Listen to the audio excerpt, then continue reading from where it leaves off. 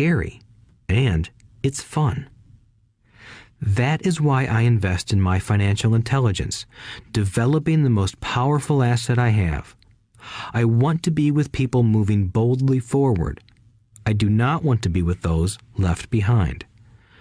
I will give you a simple example of creating money. In the early 1990s, the economy of Phoenix, Arizona was horrible. I was watching a TV show when a financial planner came on and began forecasting doom and gloom.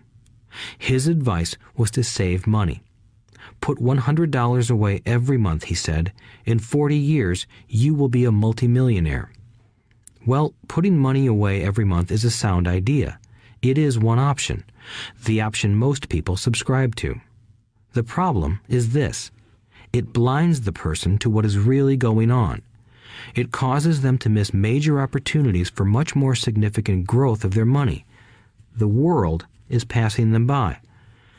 As I said, the economy was terrible at that time. For investors, this is the perfect market condition. A chunk of my money was in the stock market and in apartment houses. I was short of cash. Because people were giving properties away, I was buying. I was not saving money. I was investing.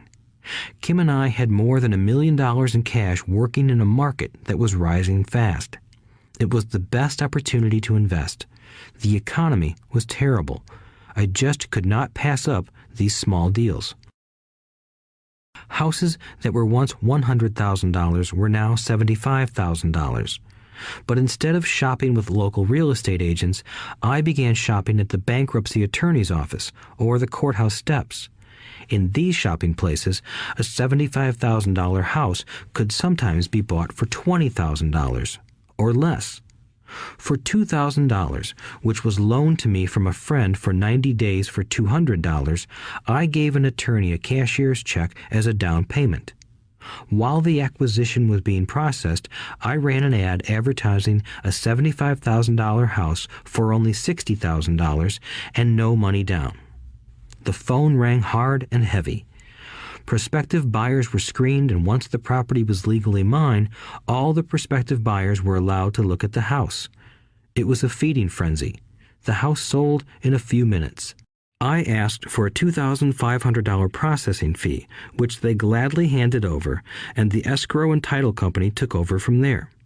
I returned the $2,000 to my friend with an additional $200.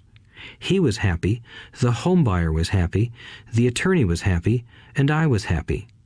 I had sold a house for $60,000 that cost me $20,000.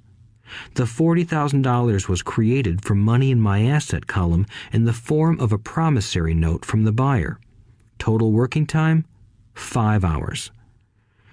So, now that you are on your way to becoming more financially literate and skilled at reading numbers, I will tell you why this is an example of money being invented. During this depressed market, Kim and I were able to do 6 of these simple transactions in our spare time. While the bulk of our money was in larger properties and the stock market, we were able to create more than $190,000 in assets, notes at 10% interest, in those 6 buy, create, and sell transactions. That comes to approximately $19,000 a year income, much of it sheltered through our private corporation. Much of that $19,000 a year goes to pay for our company cars, gas, trips, insurance, dinners with clients, and other things. By the time the government gets a chance to tax that income, it's been spent on legally allowed pre-tax expenses. This was a simple example of how money is invented, created, and protected using financial intelligence. Ask yourself, how long would it take to save $190,000? Would the bank pay you 10% interest on your money? And the promissory note is good for 30 years. I hope they never pay me the $190,000. I have to pay a tax if they pay me the principal, and besides, $19,000 paid over 30 years is a little over $500,000 in income. I have people ask, what happens if the person doesn't pay? That does happen, and it's good news. That $60,000 home could be taken back and resold for $70,000 and another $2,500 collected as a loan processing fee. It would still be a zero-down transaction in the mind of the new buyer, and the process would go on.